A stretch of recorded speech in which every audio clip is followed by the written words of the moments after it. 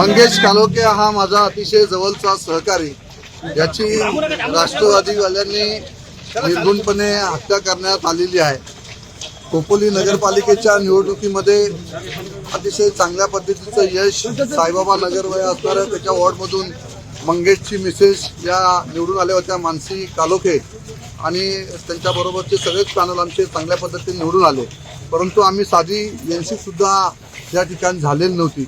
परंतु हा कूटनीतीचा डाव राष्ट्रवादीवाल्यांनी माझा मंगेशची निर्गुण हत्या या ठिकाणी त्यांनी केलेली आहे। आम्ही सगळेच या ठिकाणी जाहीरपणे आम्ही पोलीस स्टेशनला सांगितले, ज्या ज्या लोकांवर FIR दाखल झालेली आहे त्या सर्वांना उद्यापर्यंत अरेस्ट सकाळी नाही केली। आता आम्ही अंत्यविधीला सगळे निघालेलो आहोत, परंतु उद्या 11 वाजल्यापासून आम्ही पोलीस स्टेशनला येऊन त्या ठिकाणी बसणार आहोत। जोपर्यंत सर्व आरोपी अरेस्ट होत नाही तोपर्यंत आम्ही इथं हलणार नाही। एक आरोपी पोलीस स्टेशनने अरेस्ट केलेला आहे आता, आणि बाकी आरोपी रात्रीतनं अरेस्ट होतील असं त्यांनी सांगितलेलं आहे। पण जोपर्यंत सुधा घारे आणि सगळे आरोपी, भरत भगत असेल, रवी देवकर असेल, या सगळ्यांनी प्लॅनिंग करून माझ्या मंगेशला त्या ठिकाणी त्यांनी निर्गुण हत्या त्याची करण्यात आलेली आहे। आम्ही सुद्धा वाघाचे बच्चे आहोत।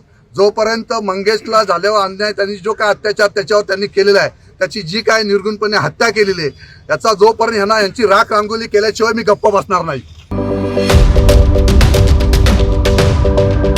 यूट्यूबवर सुद्धा रायगड टाइम्स सर्च करा आणि पहा रायगडच्या कानाकोपऱ्यातील प्रत्येक बित्तम बातमी।